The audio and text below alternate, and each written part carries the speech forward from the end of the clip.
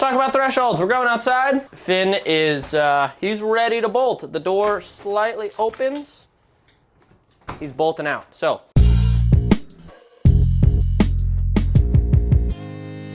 here's what we are going to do. We have Finn on a tool that we can use enough pressure to get his attention, right? To show him, hey, when you do that, I'm gonna give you some pressure and you look at me. I'm not gonna ask him to sit. I'm not gonna ask him to stay. One little correction right there, we've made it somewhat clear.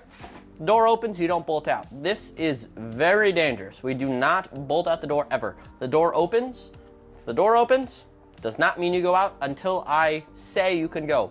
Any point, yes, good. And then he's gonna offer behavior like a sit, and I'm gonna praise him for this behavior. But if I were to just tell him to sit and stay and then open the door, it might work when we tell him to sit and stay, but what happens when, a friend comes over and just opens the door, or we forget to tell him to sit and stay? He's gonna bolt right out the door and it's gonna be dangerous for him. So this is all for Finn. We are just encouraging the behavior of him not bolting out the door and allowing him to learn on his own, learn his own lessons on this behavior of when he bolts out the door, it's uncomfortable, right? We are showing him, dogs are physical learners, they learn very physically. It'd be cool to say, hey Finn, whenever I open this door, please don't bolt out.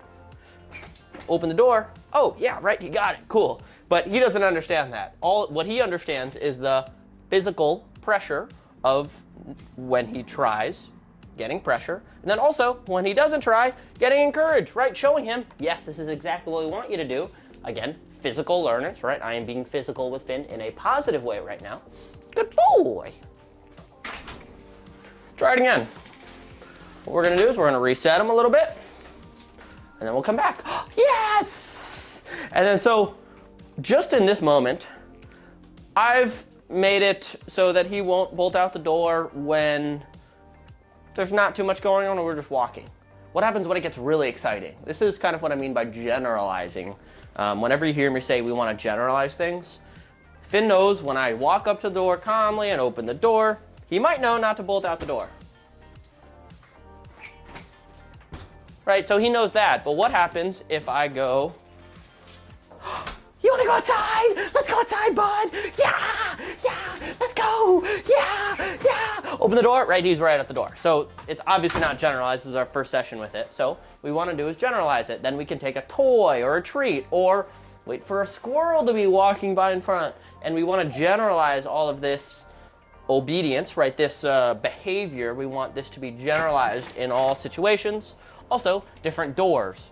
Getting in and out of the car, going in the back door, going out the front door, whatever it may be, we can make a threshold anything. We can make it the line between the kitchen and the living room, whatever it may be, just has to be generalized. So we're gonna work on this constantly, consistently. If he's able to bolt out the door and break his threshold, even one out of every 10 times, it's gonna be confusing for him. He's not gonna understand it fully, and you're gonna run into issues. And when it's really important that we need Finn not to bolt through the threshold, he is going to bolt through the threshold. It takes consistency, but once we have it down, it's just maintaining it, right? We don't have to do any additional training once we have it. We just have to continue to maintain it and reinforce it the right way. So, okay.